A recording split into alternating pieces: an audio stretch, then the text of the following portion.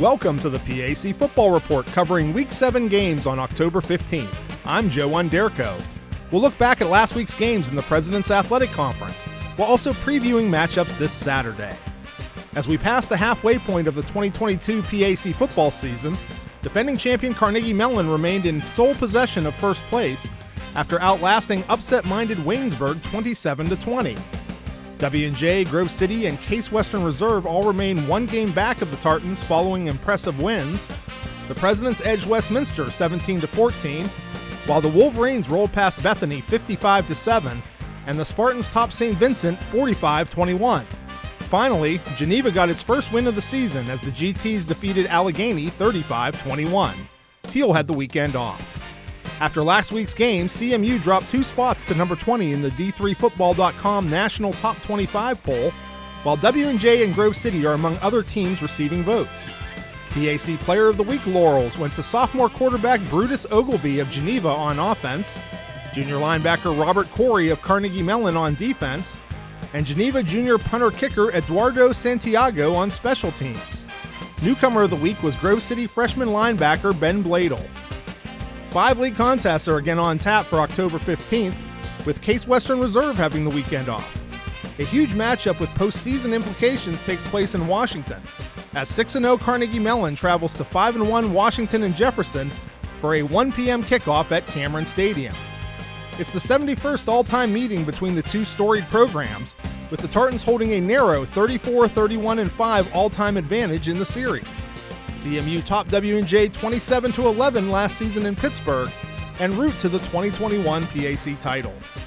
Looking to rebound from a pair of road defeats, 2-4 Allegheny returns home to Meadville to host 5-1 Grove City under the Fuhrer Field lights at 7 p.m. The teams are also meeting for the 71st time, but also for the first time since the 1987 season, when the Gators posted a 27-7 decision over the Wolverines. Veteran Allegheny head coach Rich Nagy expects a special game atmosphere under the lights this Saturday night. I think our community's excited. I think our school's going to be excited. I know we got some other events scheduled around the game, and our administration has done a really good job of promoting our home games and really trying to make it an event. I'm excited to get them up here at night, and I think it'll be a great atmosphere and fun time to play. Fresh off a bye week, 1-4 Thiel makes the short trip to New Wilmington to battle 2-3 Westminster in the Titans' homecoming game at Bury Stadium at 1 p.m. It's the 79th matchup between the programs in a series that dates back to 1894. Westminster has won 5 straight in the series, with the last win being a 45-37 win in 4 overtimes in 2013. Tomcat first-year head coach Sam Bauman talks about returning to the grind after snapping the team's historic loss streak 2 weeks ago at Bethany. I mean, it's been awesome. The support from everyone in the community has just been great, and that's what I keep saying. And it's been awesome as far as that goes. But like you said, it's now kind of back to normal, back to focused on our next opponent. And I think it was a really good thing that we had the bye week because we needed just some time to enjoy it. Another team hoping to get back on track with a return home is 1-4 St. Vincent, as the Bearcats welcome 1-4 Geneva to Chuck Knoll Field in Latrobe, beginning at 1 p.m. The GTs lead the all-time series, which dates back to 1930, by a 17-7-1 count, including a 42-24 win over St. Vincent last season. Bearcat head coach Aaron Smetanka previews the matchup.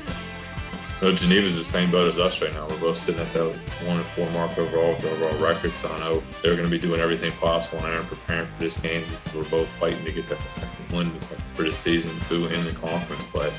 Finally, 2-3 Waynesburg travels to 1-4 Bethany for a 1 p.m. kickoff at Bison Stadium. It's the 60th all-time meeting dating back to 1899 between the schools. The Yellow Jackets posted a 31-7 decision over the Bison in Waynesburg last year. That's all for this edition of the PAC Football Report. Please log on to the conference website at pacathletics.org anytime. You can follow us on social media via Facebook, Twitter, and Instagram. Links are available at the PAC website. Also be sure to download the PAC Digital Network on Roku, Apple TV, Amazon Fire, and Android. I'm Joe Onderko. Thanks for listening, and we'll see you at the stadium.